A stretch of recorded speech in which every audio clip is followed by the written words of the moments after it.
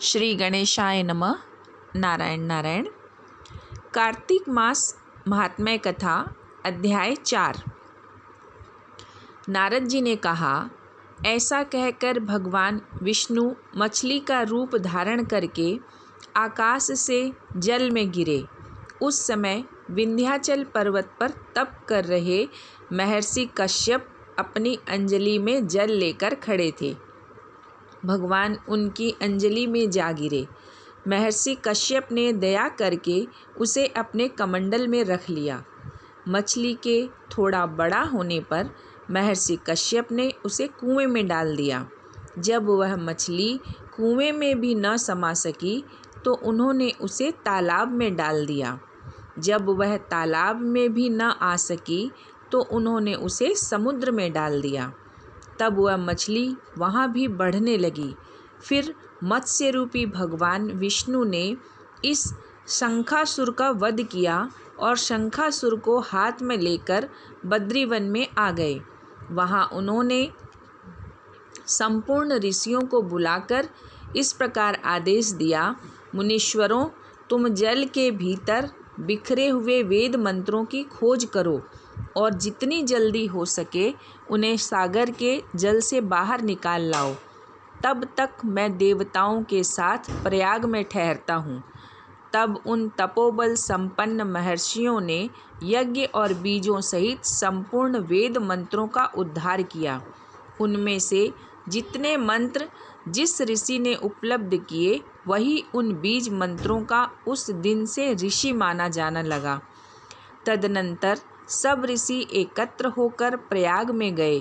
वहाँ उन्होंने ब्रह्मा जी सहित भगवान विष्णु को उपलब्ध हुए सभी वेद मंत्र समर्पित कर दिए। सब वेदों को पाकर ब्रह्मा जी बहुत प्रसन्न हुए। उन्होंने देवताओं और ऋषियों के साथ प्रयाग में अश्वमेघ यज्ञ किया। यज्ञ समाप्त होने पर सब देवताओं ने भगवान से निवेदन किया, देवाधिदेव जगन्नाथ, इस स्थान पर ब्रह्मा जी ने खोए हुए वेदों को पुनः प्राप्त किया है और हमने भी यहाँ आपके प्रसाद से यज्ञ भाग पाए हैं। अतः यह स्थान पृथ्वी पर सबसे श्रेष्ठ, पुण्य की वृद्धि करने वाला एवं भोग तथा मोक्ष प्रदान करने वाला हो।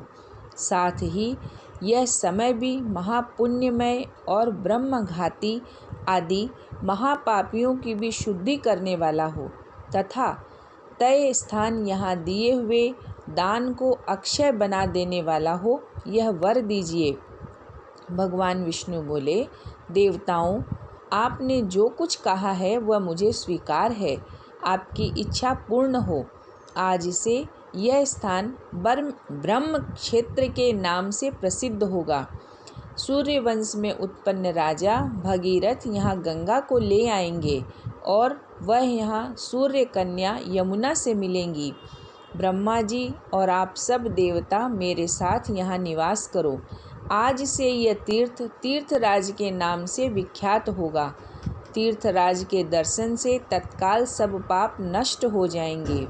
जब सूर्य मकर राशि में स्थित होंगे उस समय यहाँ स्नान करने वाले मनुष्यों के सब पापों का यह तीर्थ नाश करेगा। यह काल भी मनुष्यों के लिए सदा महान पुण्य देने वाला होगा। माघ में सूर्य के मकर राशि में स्थित होने पर यहाँ स्नान करने से सालोक्य आदि फल प्राप्त होंगे।